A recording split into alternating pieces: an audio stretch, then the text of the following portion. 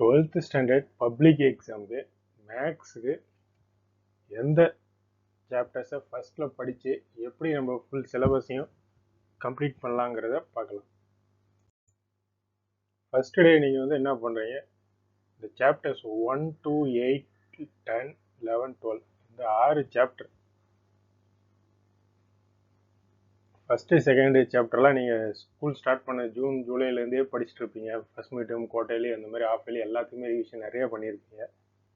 அதனால் இந்த 2 சாப்டரையும் எல்லா எக்ஸசைஸு எக்ஸாம்பிள் சம்ஸு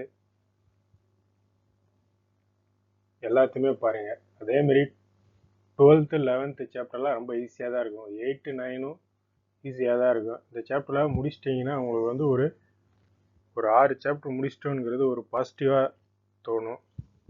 இதை நீங்கள் முடிச்சிட்டிங்கனாலே ஒரு 5 மார்க்காவது ஆன்சரை பண்ணலாம். ப்ளஸ் 1 மார்க்கு 2 மார்க் எல்லாத்தையுமே சேர்த்து பார்த்தீங்கன்னா நீங்கள் வந்து ஒரு 50 மார்க்கு கிட்ட நீங்கள் இந்த 6 சாப்டரை படிச்சிட்டிங்கனாலே ஸ்கோர் பண்ணிடலாம். எல்லாமே வந்து ஒரு ஈஸியான சாப்டர் தான். எக்ஸசைஸ்லாம் ரொம்ப கம்மியாக இருக்கிற இது, உங்களுக்கு ரொம்ப கன்ஃபியூஸ் ஆகாது சாப்டர்ஸ் இது எல்லாமே. ஃபஸ்ட்டு இந்த சாப்டர்ஸை முடிங்க. இதில் இருக்கிற 1 மார்க்கு 2 மார்க்கு 3 மார்க்கு 5 மார்க்கு எது எப்படி கேட்டாலும் ஆன்சர் பண்ணுற மாதிரி நீங்கள் படிங்க. உங்களுக்கு ஒரு 50% சிலபஸை கம்ப்ளீட் பண்ண மாதிரி ஒரு ஃபீலிங்ஸ் வரும். அதுவே உங்களுக்கு வந்து ஒரு பாசிட்டிவாக தெரியும்.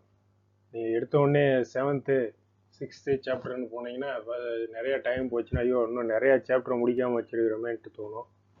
அதனால் இந்த சாப்டர்ஸை நீங்கள் முடிச்சிட்டிங்கன்னா ஃபஸ்ட்டு ஓகே ஒரு 6 சாப்டர் முடிச்சிட்டோங்கிறது ஒரு நம்பிக்கை வரும். அடுத்து 2வது நாள் ஒரு 3 சாப்டரு, அதுக்கப்புறம் ஒரு மீதி இருக்கிற ஒரு 3 சாப்டர். ஸோ இப்படி படிச்சிங்கன்னா உங்களுக்கு வந்து ஈஸியாக இருக்கும். சாப்டர்ஸ் நிறையா கவர் பண்ண மாதிரியே இருக்கும். மார்க்ஸும் நிறையா ஸ்கோர் பண்ணலாம். ஒரு சாப்டரில் இம்பார்ட்டன்ட் கொஸ்டின்ஸுங்கிறத அடுத்து பார்க்கலாம்.